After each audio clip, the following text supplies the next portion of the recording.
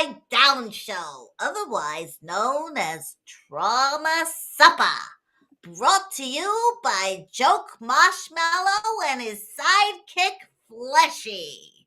Tonight, we're gonna bring you some thrills and chills, some scary stories, and celebrate Joel's birthday in style. So sit back, relax, and eat your pumpkin.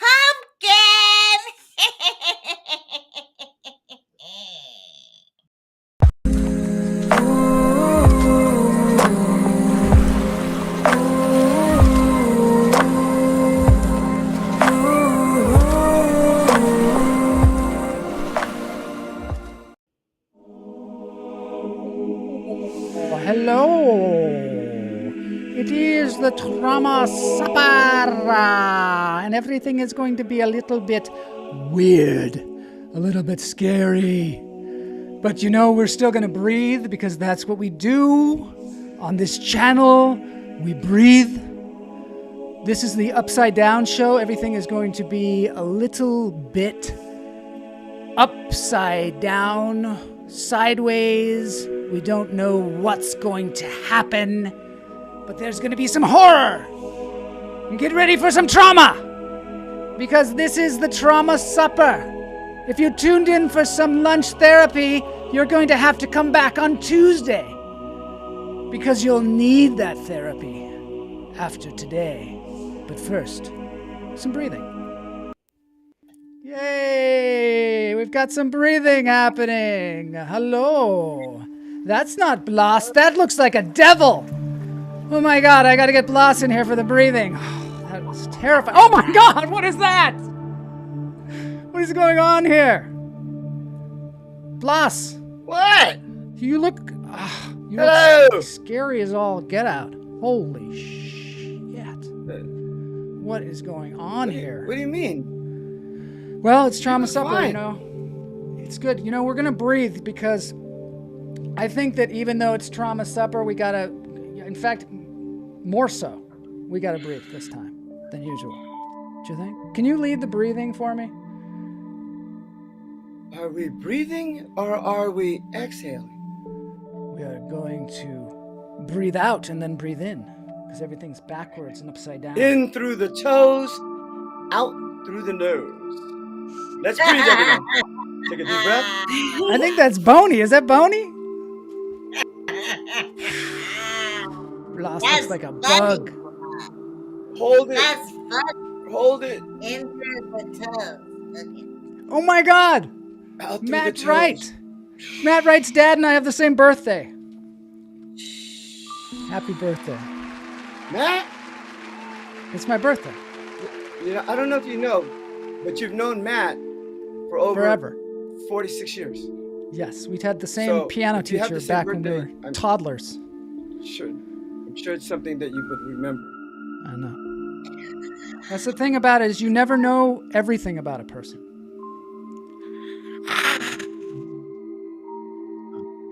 Let's take that breath. Come on, in through the toes, out through the nose. Take a deep one. Hold it.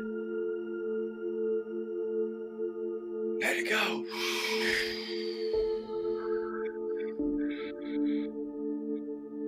Oh, drop them shoulders. Oh. This Upside Down Show, I'm so excited. One more. Let's take one more. Come on. Okay. Let's take one more. Ready? Mm-hmm. One more. Deep breath. Everybody, all together. In through the toes. Hold it.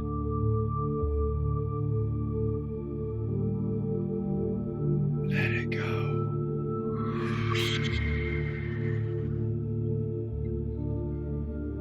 Okay, on the show today, we have Drop the shoulders. some horror stories coming your way. One is from Jack Franklin, from Jack Does Horror, and the other is from Katie Sweeney, sometimes known as Mulva. She's going to be here. But first, what we're going to do is, are you ready, Blas? Because we're going to show some terrifying photos. Some of the scariest photos ever seen. Ooh, You it's ready for upside it? down. It's gonna be traumatic. Here we go. I'm ready. Buckle up.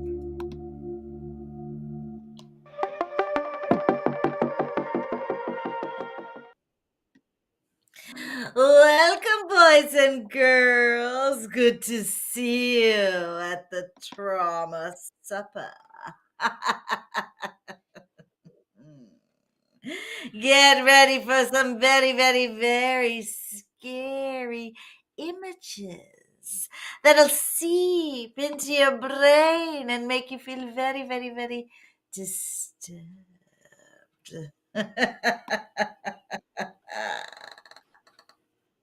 First picture we have is of an unexpected guest in the 1950s. This was an image taken at some point when a family was sitting around the dinner table. Some of the children were sitting on the laps of their mother when a terrifying guest came in from the rafters. What? Ooh. What? What is that? What is that? Oh, That's a real photo. horrifying. It's horrifying. It's horrifying. The next photo of a daughter and her stepfather were taken at the Spring Grove Cemetery.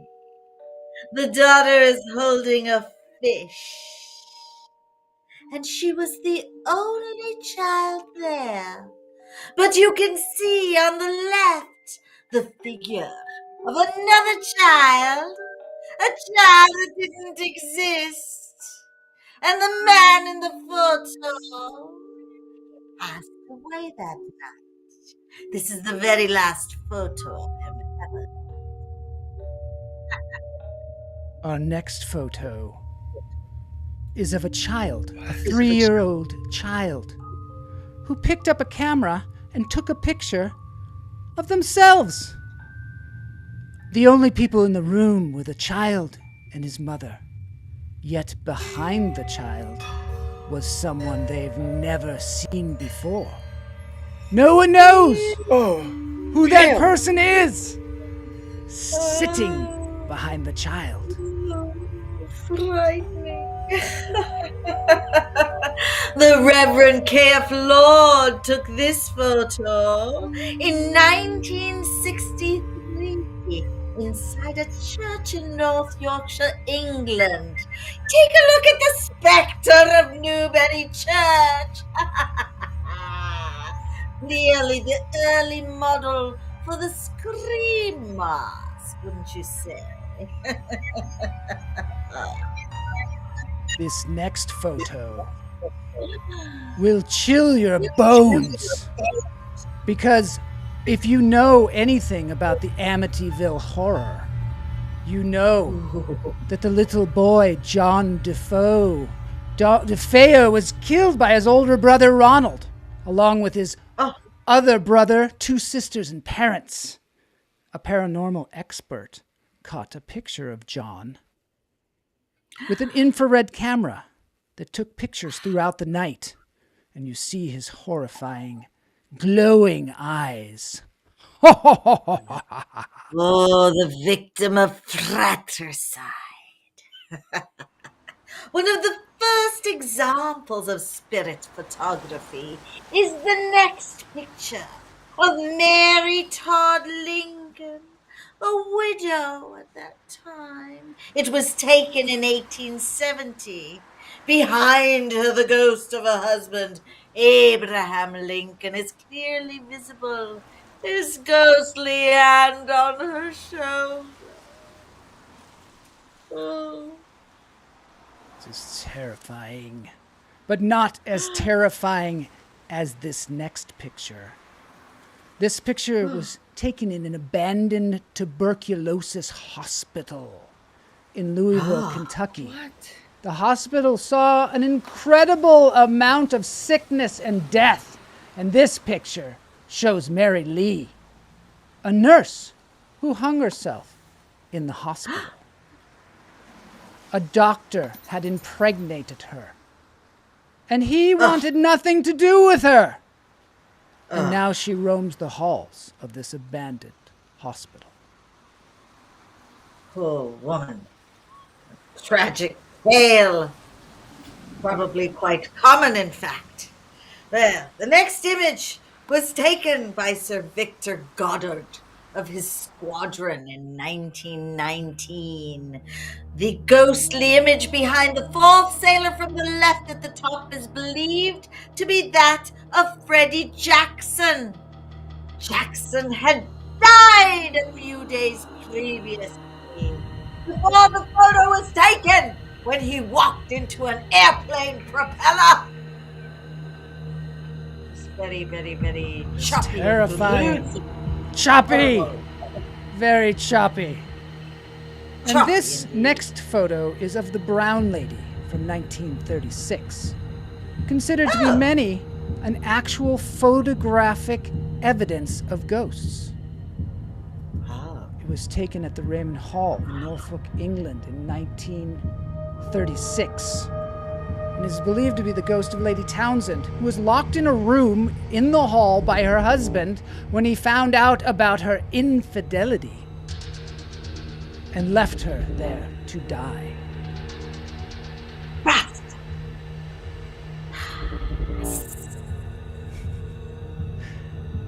That was terrifying. Horrible men in these stories. Horrible men. Oh my goodness, this is such a trauma-scape. Let's see what someone says. You would think there would be more ghosts in there. Perhaps he's talking about the hospital where Mary was wandering about. Are you traumatized? Yes. Terribly traumatized.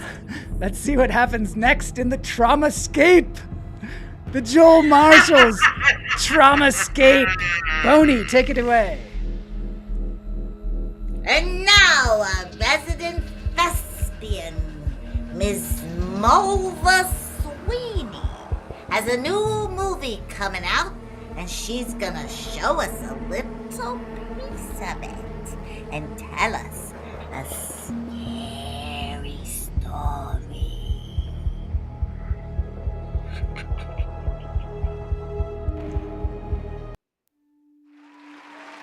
Oh, there she is. Katie Sweeney. So good to see you. You're so sunny and happy for such a traumatic event.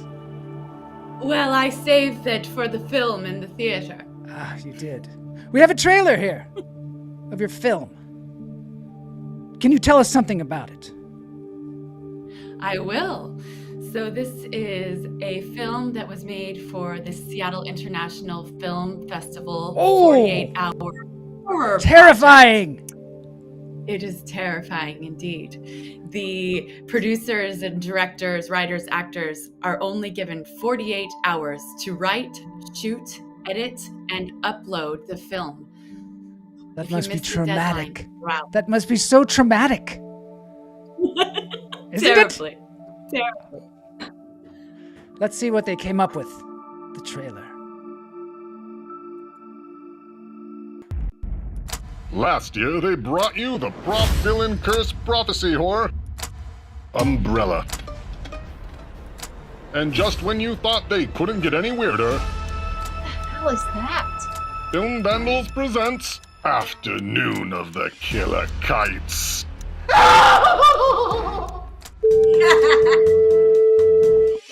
A revenge zombie horror that stands as the second installment in Film Vandals' prop villain 48-hour horror shorts. Don't worry, everything is fine.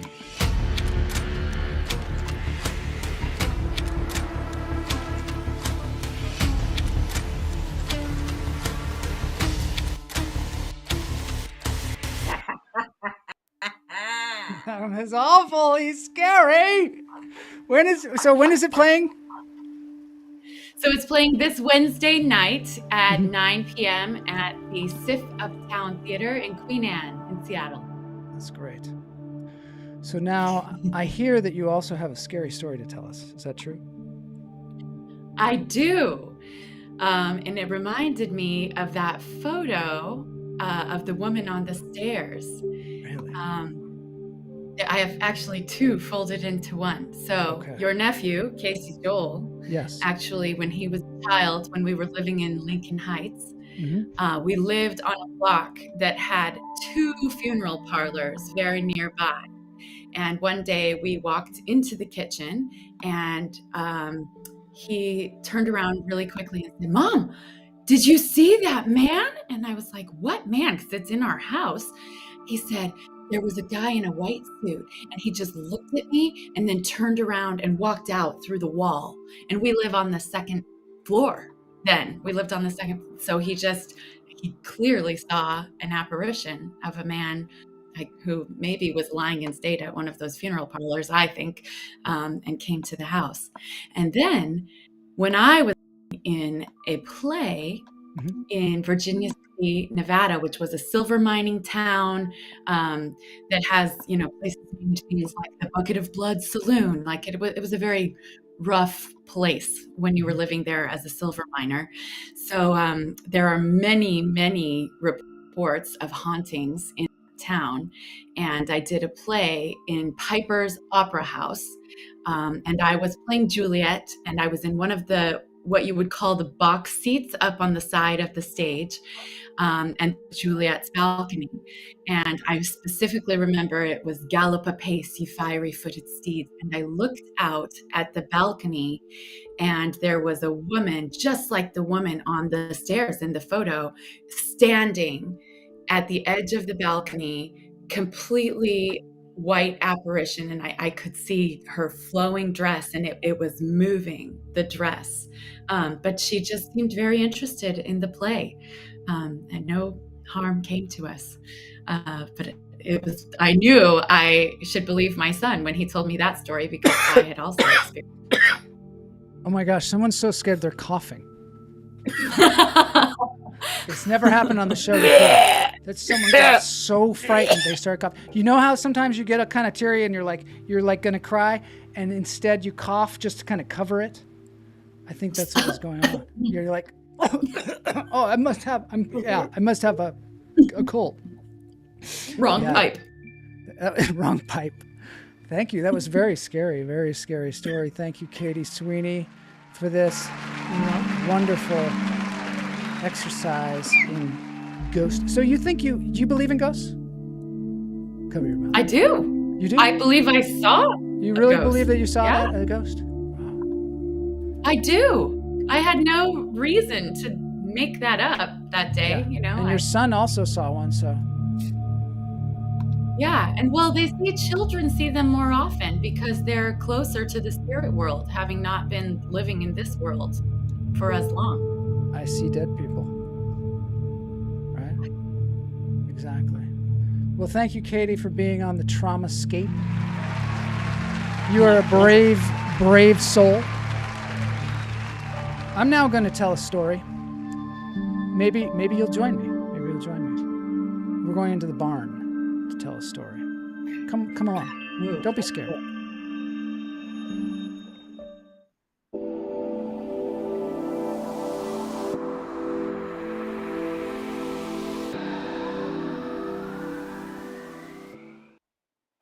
Okay, you're the only one here in the barn so far. Just, it's okay. It shows this is the way it's supposed to go. Is I start telling you the story and then I appear on the screen. It's been, it's an Ohio legend. There, it says right there. It's an Ohio legend that I'm going to tell you about a wealthy farmer. Okay? Here I am in the flesh, and here I am as the scary ghoul. Okay, so now we're ready. So this is a story about a wealthy Ohio farmer in the late 1800s. He fell in love with a beautiful woman, and they were married. And they both wanted a very large family, right? So the first child was born, and being a farmer, he decided, I'm going to build a barn for this child and put his name above the door. And then they had another child. So before the child was born, he built another barn, and he put the name of the child above the door. Have you heard this story? No. So then a third child and a fourth child, a fifth child, a sixth child, 6 barns all lined up on their massive property. And then the 7th child came. Unfortunately, he built the barn and he made the plaque, but his wife died in childbirth. And a few hours later, the baby died as well. And the farmer, after this happened, he tried to go on, but he was in such grief that he could no longer keep up the farm, and it fell into disrepair. And they became impoverished. He couldn't take care of all these kids. And so he did the stupidest thing possible. He took them all into the 7th barn, and he had them lay down on the floor. And he took an axe, and he killed every one of his children. And he buried each one in their barn. And then he went into the 7th barn, and he hung himself from the rafters. So this is an old tale from Ohio. How virile is this guy? He's quite virile. But now he's dead. So this is an old tale. And later on in the 1990s, a school teacher in Ohio had heard this tale, and he decided that he would go find the barn. So since then, they had parceled up the land, and all the barns had been sold off, and that they had fallen into disrepair, and the barns were no longer there, but the 7th barn still was there. And he found out from the townspeople that they said that if you go in there late at night, you could see him hanging from the rafters, the ghost of this man, this farmer. So being a total idiot, like in a horror movie, this man decided to take his child with him to sleep in the barn. And, they just wanted to see if they'd see him swaying up there in the rafters. And he's told his wife, he said, I'll be back in the morning for breakfast. Both of us will. So just be looking for us for breakfast. And breakfast came and went the next day. And then lunch came and went. And then trauma supper came and went. And they went out to that barn. And they found the man and his son hanging from the rafters in that barn. This has been a story from Trauma Supper. This is an old Ohio legend. Do you believe this is a true thing? It's frightening. Well, I believe it was a stupid thing to do, to take your kid to a barn where such violence happened. It's totally what somebody would do in a horror movie, though, right? We're gonna have Jack Does Horror on like here the later. Commercial where they hide behind the chainsaws. Yeah, hide behind the chainsaw. It's a commercial. It's like a Geico commercial or something. Yeah, the guy goes. Sounds like this guy would have benefited from something like Zoloft. Maybe. Yeah. I don't know. Just Jay said, can you repeat that? No, it can never be repeated again. It's like a magic trick. It can't be repeated. A good horror storyteller never never repeats their story, right? But it's an oft-told tale, I must say. All right, thank you so much. Unless you have another story to tell, Katie, I'm going to let you go. No, it's my pleasure. But I do want to thank you for something this week, because this week will be my 4th wedding anniversary. And you married Neil and I here. And I just wanted to say thank you for that on your birthday. And happy birthday. I appreciate that. Yay! Congratulations. Congratulations. And, it was my birthday, wasn't it? Because I remember we celebrated it at your house. Oh, that's beautiful. Yeah. Kamala says, why is my condom comment being ignored? Well, I better find it. Maybe she said if he wore rubber, it might have saved lives. It's so true. So true. And then the Zoloft thing. I got to make sure I get everybody's comments here. They moved the barns. No, they just fell in disrepair. I'm seeing it on the internet. It must be true. Yeah, it says on the internet. I'm wondering if it's a customary thing to build your baby a barn too. I mean, it's kind of an interesting choice, to build a barn for every child. It is. I don't know. That's. Has anyone ever heard that? It's not really a thing, I don't think. I think it's, I don't know. It's a whack job. He is a whack job. All right, let's just see. Matt Wright said, did you hear the one about the depressed moth who visited a podiatrist? I would love to hear that one. Maybe you can recite it on the chat, or you can come into the show. I don't know. Find the condom. Thank you very much. We're moving on. This has been Katie Sweeney. You got to go see her movie. It is called Afternoon of the I will have Kite. you release the link after we're allowed to, put it out on YouTube for everybody after the screening. If you don't release the link. Back to you. I love that. Okay. All right. On with the show. It's moving along quite well. We're going to bring Jack Franklin on next to tell a scary story. Oh, welcome back. Welcome back, boys and girls. The show is going swimmingly. It My bones are chilled. So true. And now, to further intoxicate you, we present Jack Franklin from Jack Does Horror to give you a gut-wrenching tale. Jack, take it away. And that's not Jack. I'm not Jack. You've taken over. Here's Jack. Jack. My devilish ways. I was almost a crowd. Yeah. Hi. He sounds like horrifyingly echoey. What's happening? It sounds like you're echoing. What is happening? Yeah, you're echoing a bit. How are you doing? Let me switch. All right. I'm doing good. Let me switch up. Okay. That's better, much better. Yes. Better? All righty. Oh, that's much better. The Bluetooth. All right. The horrors of Bluetooth. I know. That's me trying to be cinematic. Yeah. All right. You got a scary story for us, Jack? How are you doing? I hear you're doing a lot of comedy out there in Montana. Doing a ton of stand-up comedy, man. Doing a ton of stand-up comedy. And, just my career's really turned into I haven't had time for anything else. But I just talked to Josh Daigle, my business partner / friend / whatever else. And we're going to get Jack Does Horror kind of more podcast mode where I can streamline the multiple things I'm doing at the moment. So, awesome. Jack Does Horror should be back pretty soon. Great. Are you ready to regale us with a horror story? Absolutely. So, take it away. This one happened to me when I was in my early 20s.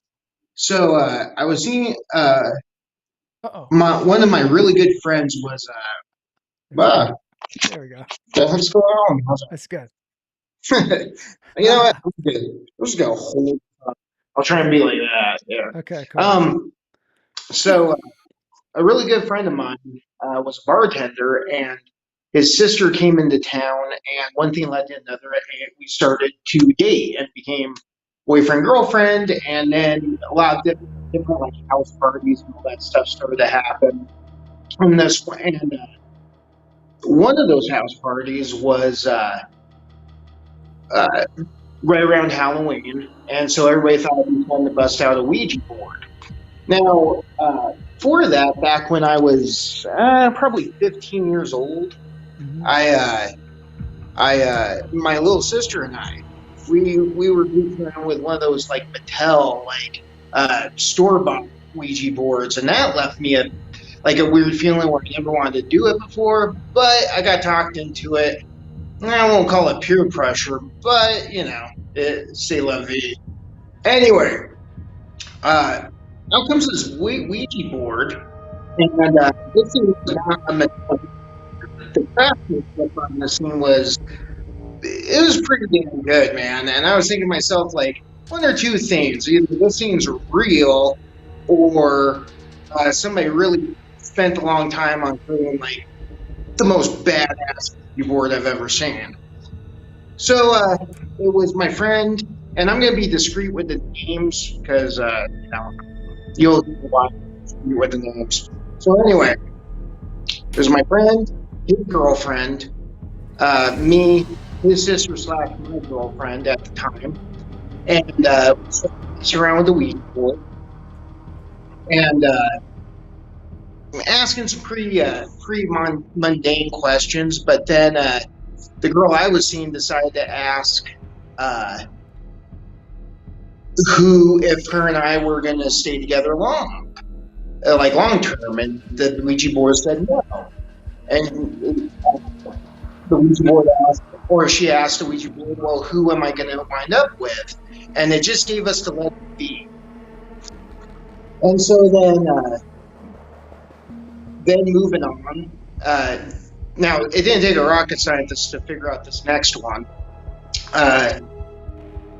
My friend asked if him and his girlfriend were going to stay together or break up, and the thing just said that they were going to break up. But, you didn't need to be a Ouija board from another world to figure that one out. Anyway, the last question, and the dumbest question in my opinion, was then the girl I was seeing asked who he was going to wind up with, and it gave a question mark. Then she asked, well, am I going to live long? And the thing said no. And then everybody started freaking out. Ouija board, it gets thrown across the room, and things start getting. We calm everything down. My friend and I. We get talking about it, and he decides, you know what? I'm just gonna throw this thing away. This seems crazy. And I said, yeah, man, that's a pretty damn good idea. Now, me and this dude, one of the reasons we're such good friends is there's so many similarities, man. For example, our birthdays on the same day. A lot of our stuff growing up was the same, as far as gifts we would receive and all that. Creative writer was he got a degree in creative writing, stand up. So I'm out of work, creative writer. And so long story short, he throws the damn thing out, and we applaud it. Well, the next day, because we all just decided to stay there, and instead of leaving stuff, just drinking and whatever else, right? So the next day, we decided to go get breakfast, and this is as true can get. He opens up the closet where he originally got the Ouija board, and he opens up, and the damn thing's in there. So I go, okay, it's in there. And I see him throw it out.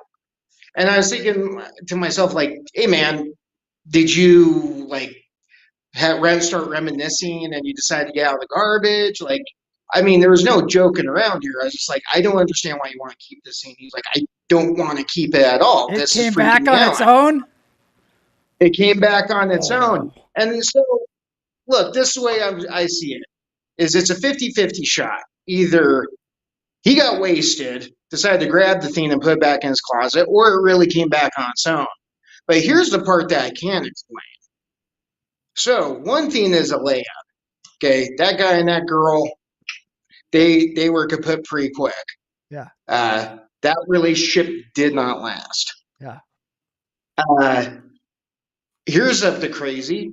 My wife's name is Vandra, and that starts with a V. And the Ouija board said that, and that girl's name did not start with a V. And then sadly, and this is the weirdest part to try and explain, it's now almost 6 years since that girl passed away. And so with the Ouija board being 3 for 3 with that, that's what freaks me out. And so then it makes me think, maybe the damn thing did go back and walk into the closet all by itself, because, other than not getting lottery numbers, I would say the biggest mistake was busting out in the first place. Oh yeah, I'd stay away And from the that's Ouija one of board. the creepy things that happened to me. What's that? I stay away from the Ouija board. My friend told me one time that his grandparents were doing the Ouija board, and the Ouija board jumped on the table, and then the table flew up and flew around the room and came back down. And that was enough for me to say, no Ouija boards. No Ouija boards. Yeah, no, I've had a love-hate relationship with them. Like back when I was a kid, I thought it was cool to get scared. And that was in my early 20s, so I was more of a punk than a kid. But I was smart enough to know like it was a bad idea. And yeah, I'm not saying that that girl would have lived or died if the Ouija board didn't happen. Mm-hmm. But it is quite peculiar that the thing predicted she wasn't going to be living a long life.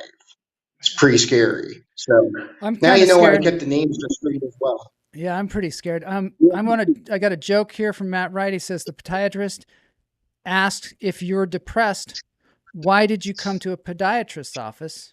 And the answer is, the moth said, because the light was on. Is that an existential joke? Do you make big words for your birthday? But yes, I believe it is. I think it is. Yay, Jack. Thanks for the horror story. I hope that you're going to be touring out here sometime, doing your comedy. I want to, dude. I want to so bad, man. You know, I'm tightening up my game. I want to make sure that if I'm dealing with a LA crowd and stuff, I don't want to walk on eggshells, but at the same time, I want to be able to be myself and give them the best show I can. So, but yeah, I'm hoping. Awesome. You know, hey, seems Kamala like says, what did the girl die of? You know, we broke up obviously, and the family didn't particularly think I was the bee's knees, so I never really found out. And he lives in Oregon, and we wish each other happy birthdays and stuff. But you know, it's kind of like one of those things that's trying to figure out this camera here. There's nothing scarier than your camera. It seems to have a mind of its own. I think it's. I know, dude. It's like, I think it's totally weird, but over, yeah. How does one bring that up? You know, like, hey man, you never told me about your sister dying. Who was it from? You know, so yeah, it's terrible. Ben McKnight's all the way from Australia says, I hear Nintendo are releases of Mario and Luigi board this Halloween. I don't know. It's random. Do you play Nintendo? Yeah, man. We got one of those mini ones when they were still selling them because my wife and I grew up with a Nintendo and everything, and it was fun at first for me. But she's really good at Dr. Mario and stuff. Yeah. So like we would take turns, and I just never got a turn. So I was like, you know what? That's the problem. My Nintendo days are done. It's a big problem. All right, thanks so much for being on the show. I hope that you'll come back soon, and we can have some more fun. You can go to, this is your second annual trauma supper, so you are in for a third, I'm sure. All right. See you later, Jack. Happy birthday, dude. Thank you.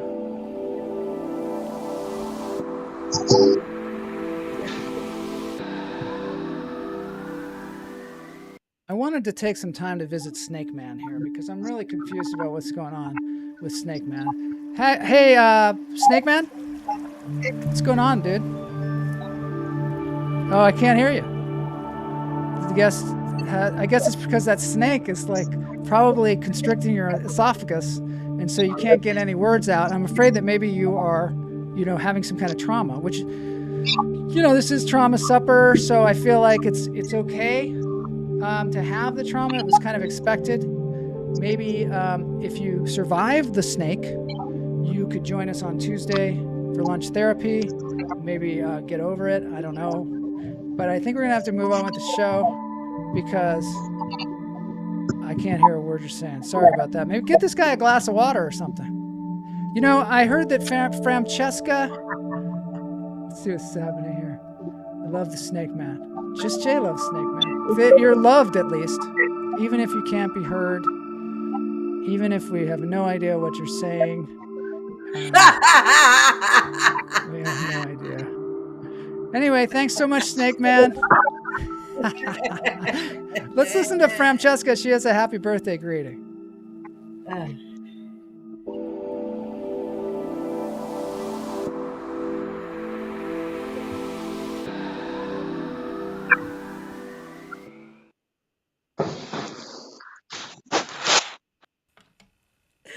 Happy birthday, darling. Happy birthday, love.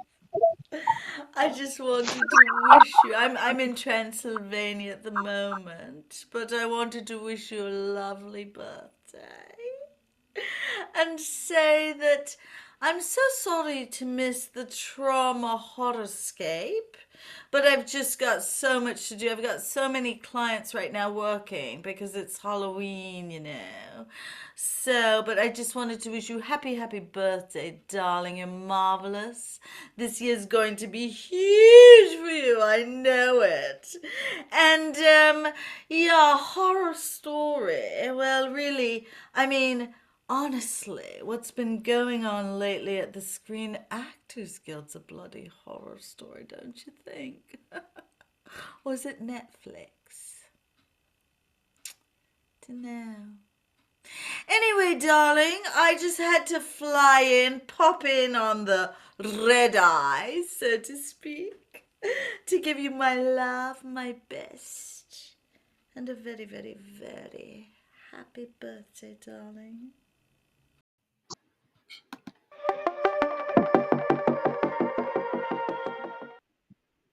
All right, that's Francesca. Thank you very much, Francesca. It's beautiful sentiment. I don't know what's going on here, but I've got one more story for you. Let's see what's going on in the chat room. Hey, where's our joke? Yes, it's a good question. We had one joke from Matt Wright. Jack Franklin says, thank you, everyone, for watching. I'm going to get serious here, and I'm going to tell you one more kind of scary story before we go, and then we're going to go do a dance break. Because it's my birthday, and I get to tell 2 stories. I'm going to get real with you here. Get a little real. I'm going to tell you something that happened to me when I was in high school. I used to work at the Grand Cinemas Alderwood in Linwood, Washington. And I worked at the movie theater there. Many of you have probably been there. Maybe Matt Wright. It was a great place to watch movies. It's where I saw the classic Ghostbusters. And so Ghostbusters was playing at the time. And I, at the end of the shift, my friends came. Matt Latimer, Brian Keaton, some other people that I knew at the time, maybe Jeff Lohman. And they said, we're going to take you out to the scariest place on earth. It is one of the most haunted places in the entire country. And so I was like, okay, you know how you are when you're a kid. It's like, fine, let's do it. Let's do it. I don't care. I don't care if I die. I don't care. I just want to be scared shitless. So, I mean, it's late. I get off, probably midnight or something like that. We drive out, and we're driving out to Marysville, Washington, which is a very rural kind of place at the time. I don't know what it's like now. It's probably a metropolis, probably a thriving metropolis. But we kept driving out there, and we're driving, and all we're seeing is all these fields, and it's getting darker and darker. There's no headlights. You can see a lot of stars. And we look out the left window, and there's an orchard, and there is it's not an orchard, there's a field, and there is a big, huge oak tree there. And one of my friends, I think Brian Keaton, says, oh, that's where a girl was found hanging because her boyfriend had killed her, and she was found out on that oak tree, and sometimes people see her hanging there still. But that's not where we're going. We're going to a cemetery that is at the end of a road, and it is the most haunted place in the country. Microsoft owns it now, yes. So we got down there. I need some scary music. We got down there, and it was just this road. Just a road off. I don't even know how they found it. But now we'd been, driving for an hour and a half, and we pulled off on the side of the road, and there was just a dirt road with a chain going across it. And there was a sign on there that was as if it had been graffitied over so many times that you wouldn't even be able to tell what it was. And, I would have thought, let's get the hell out of here. And I did, because I'm kind of a baby that way. And I was like, let's just go home. What do you say? Let's just go home. They were like, no, we have to go. And I didn't have a choice, because they're all going down this road. And I think Microsoft owns it now. Yes. And we went crunching down that road. And on the left-hand side, there was a car that was wrecked, and it said, spray painted on the side of it, it said, go back. And I said, guys, do you think we should go back? And I looked over at Matt Latimer, who was also kind of a baby. And he said, let's think of the most ridiculous thing we can think of to make ourselves, laugh. And at the same time, we both said, like a big inflatable banana. At exactly the same time we said that. So much so that you're like, did you say that too? Because I said, like a big inflatable banana. And that was weird. But they kept going. And Brian Keaton had a flashlight, and the flashlight died. And we got to the end of the street. Or it's not a street. We got to the end of the dirt road, crunch, crunch, crunch, crunch. And we got to the cemetery. And that's where you climb the wall. And then they were telling me all the way down there that in the cemetery, you would go one night and there would be a fresh grave. And then you would go the next night and there'd be grass growing over it. And some people went out there and they saw satanic worshipers and they were killed.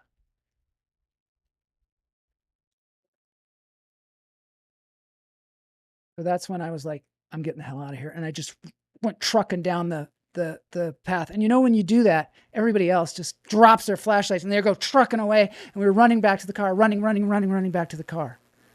And this is my brother. It's my brother, Dave.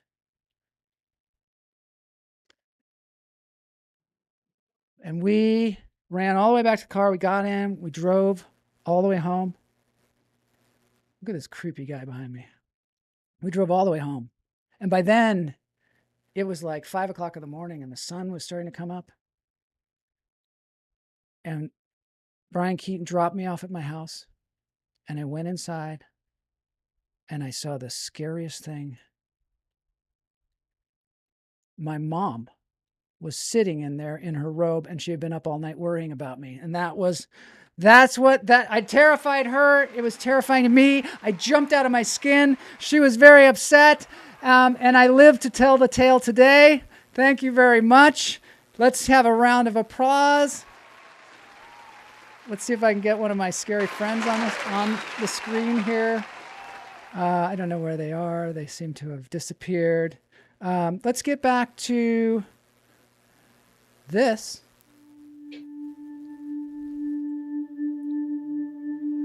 Blas, are you okay now? Yes. Did I feel fine. That's I feel fine, Joe. I want to see you freaking me out, dude. I feel fine. Have you been possessed? I have birthday wishes for you.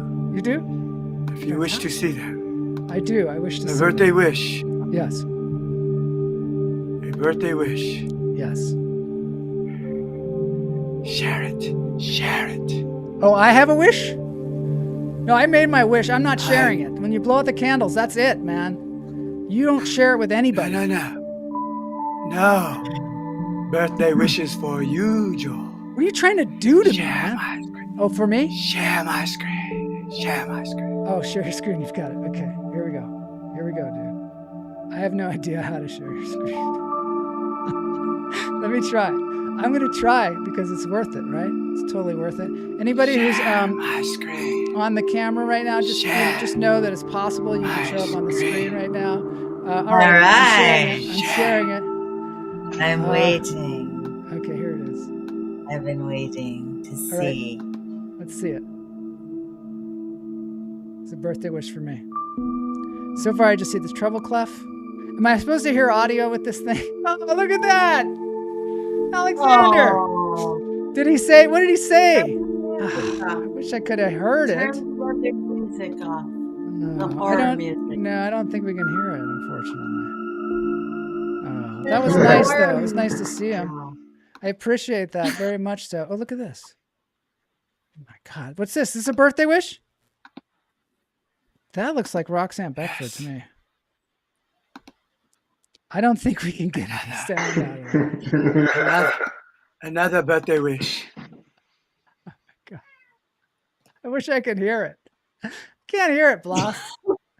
It's a nice try, though. Oh, wait. Yeah. This is good. It's good getting birthday wishes. We'll have to play these on Tuesday's show. Okay?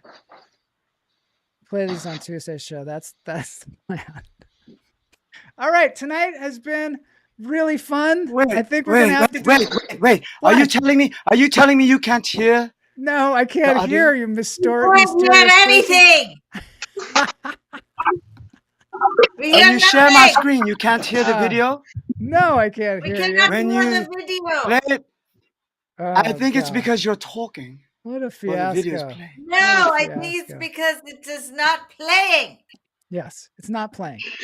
Not playing. I'm sorry. I'm going to It's bring not everybody playing? back. I'm going to bring It's not everybody playing. back.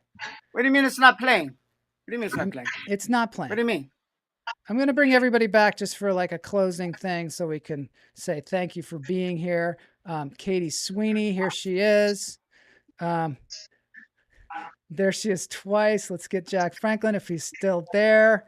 Thanks everybody for this. And then I'll get the really scary lady back. Let me see if I can get her back. I know, surprise, surprise, everybody's here. Oh, that's fun. Isn't that fun? All right, thanks everybody for joining in for Trauma Supper. It's really this, and everybody in the chat room. Let's see what they've been saying. We're gonna have to look at that. Let me just check it out. True story about the murders. Oh, because probably the Ohio murders, perhaps. There was an inflatable banana. No, he said the Satanists were murdered. Oh, that's it. Ben McKnight's applause. Thanks, everybody. Thanks for the birthday wishes, too. Alexander and Roxanne Beckford and Blas. I don't know what you're saying now. Look at my screen. Look at my share screen. Look. Oh, my God. There's so many good ones, too. I can't play those, unfortunately. Oh, I know. What is right? painful. Maybe if He had sent it over earlier. So If you only should have I'd seen him programmed before it. the show. Look. Just goes to show you. What? Yes, I know. It's You great. can't hear that. No one can No, we see can't it. hear it. We can't hear it. We're in the dark. There's probably You're a some way to hear jackass. it, but I can't hear it, unfortunately. No All one right, we're can going to have to do a see dance him. break now. It's time to dance it out. I've got Broken Peach. Every year, Broken Peach does a cover song in full makeup. They're one of my favorite bands. They've been on the show multiple times. I asked them for permission to play this. They did not get back to me. I'm just hoping that they're okay with it. Share my screen. Love the peach. Here we go. It's time for Broken Peach. Thanks. This has been Trauma Supper. We'll see you on Tuesday for more lunch therapy. Our dance break tonight brings back one of our very, very favorite bands and God's most tasty fruits. Please give a warm, please give a cold shoulder to Broken Peach with their new drop. Don't you want me? All right.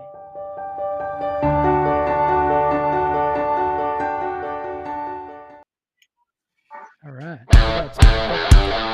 Yeah.